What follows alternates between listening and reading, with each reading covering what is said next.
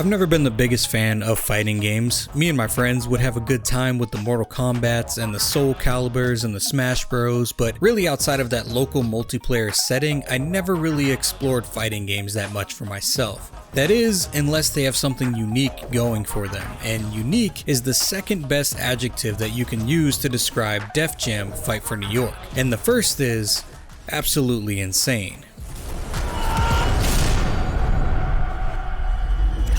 Def Jam Fight for New York is a sequel to Def Jam Vendetta, one of the over-the-top sports games under the EA big label.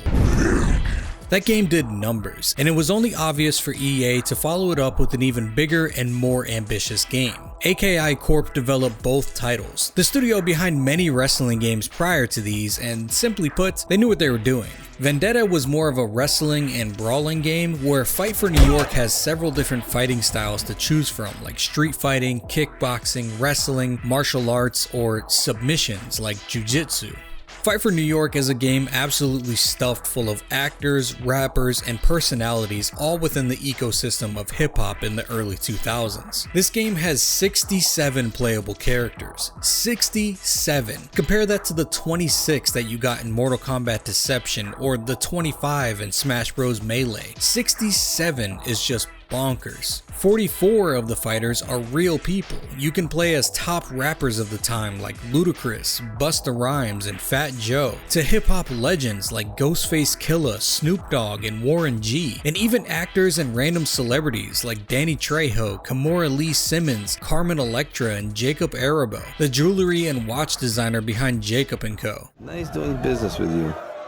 The other 23 fighters in the game were created by the developers because I guess 44 personalities just weren't enough. The idea of having this playground of rappers and superstars to duke it out with made me and my friends just hype off the possibilities. Who would win? Bubba Sparks or Bone Crusher? Freeway or Sean Paul? Method Man or Redman? I'ma take your tongue out and lick my ass with it. The scenarios were seemingly endless. Combine that with the actual environments you can take these scraps to, and you have a game that just never gets old. You can fight in a dank basement with crowds full of eager fans all around you waiting to see a battle to the death. They'll even grab your opponent, holding them open for some shots. They'll hand you a weapon, or just smash a weapon over someone's head themselves. The crowd is just savage. The levels themselves also provide hazards or opportunities depending on which side of the fight you're on. Smash a head through a speaker, use a car door, or even toss someone in front of a subway car. The environments are a big part of what makes this game insane. I really thought it was cool how much effort went into making this game as well. Each of these 44 real people contributed to their video game personas. They recorded their own voice lines and spent time committing to and creating this real world of Fight for New York. And listening to a lot of the behind the scenes recording sessions, they all seemed to have a really good time with it as well. But really, the game just felt good to play. It made you hype beyond belief when you started a 1v1 with your friend. No matter who you choose, they'd have some badass trash talk at the beginning that just gets you going. Combine that with the already over-the-top personalities and fighting styles and kick-ass soundtrack full of songs by most of the cast of the game that are made to get you hype.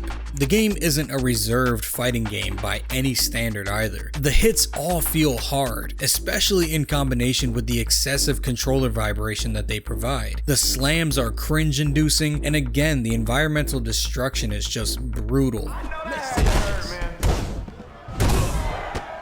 There is a meter in the fights called momentum, and it's boosted by landing hits, countering or blocking hits, and taunting your opponent. The rate at which it goes up is also affected by the character's charisma stat, which varies from character to character. Things like clothing, jewelry, tattoo choices, they all serve to boost charisma, which in turn help you get your momentum up faster in fights. The more expensive and flashy the jewelry, the better. Once you max out momentum, the real fun happens. Then you enter blazing mode. The fighter catches fire and is able to perform a signature move, which are heavy hitting and really flashy. One of my favorites is definitely Kimora Lee Simmons. It goes from a flurry of bitch slaps to breaking a neck. It's just savage.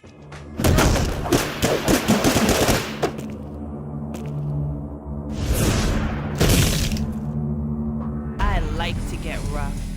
That being said, the point of each level is to beat some ass, and there are only two ways to win a fight: knocking a bitch out or making them tap with a submission. There are two health bars essentially layered on top of each other. You got your main health meter and then what the game calls a consciousness meter. The consciousness meter sits on top of the health meter and gets depleted with every hit at a much larger rate than the health. However, it also replenishes itself to the current level of HP if you go a few seconds without getting hit. Taking a rapid amount of hits will lower the consciousness, leaving you open to being knocked out, regardless of what the health is at. A pretty cool concept in my opinion. Once your opponent is in danger, knockouts have to be done with either a haymaker, a blazing move, a weapon, or an environmental hazard. A win by submission is done by depleting the health bar of a specific limb, so leg locks or arm bars done repeatedly will weaken the limb enough to cause a submission victory. A lot harder to pull off than a KO, but for fighters with that style, it is a lot of fun to do and it's hard to defend against. You learn submissions are badass real quick once you face Ice-T for the first time. You're nothing but a punk, your daddy's a punk, and your mama's a bitch. The crazy thing about this game though is that it's not just some outlandish crossover fighting game. It's got a really well fleshed out story mode with a plot and narrative to it and everything. You go through a character creation all in the setup of it being a police sketch artist drawing another cop's description of a guy who hit his car and let the suspect he had in custody escape. That suspect is D-Mob from the prior game, Vendetta. You pick the appearance and voice and a pretty basic creation menu and you join D-Mob and his crew in taking over New York. You fight and earn respect through the local fighting circuits, you learn fighting skills from Henry Rollins, you buy clothes and jewelry from Jacob the Jeweler, and even get a girlfriend along the way from the likes of Lil' Kim, Carmen Electra, and Kimora Lee Simmons, all while going against a rival gang and its leader, Crow, a pimped out Snoop Dogg. Along the way through the game, you even get forced to switch sides at one point and join Crow's crew, betraying D-Mob and the boys. It's honestly a dope ass story. It's more interesting than most other fighting games like Smash Bros, which has very little in the way of character progression and narrative. Also, in Smash Bros, you don't get shot at by Danny Trejo.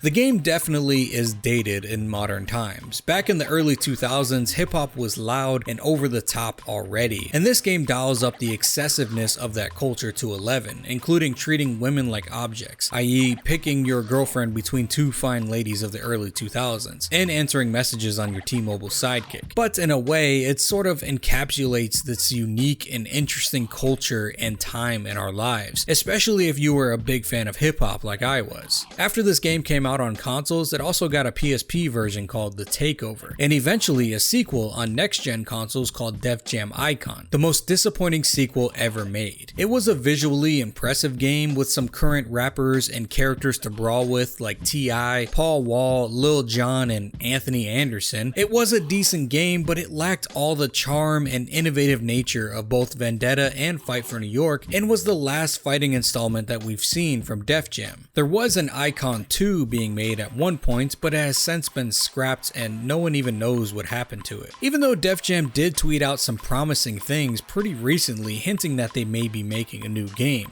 although nothing's been heard of that ever since either. Def Jam did release one more video game that wasn't a fighting game called Def Jam Rap Star, which was like Guitar Hero for rappers. I never played it personally, but I bet it was fun for suburban white kids rapping Kanye West on the daily. Does anyone make real shit anymore?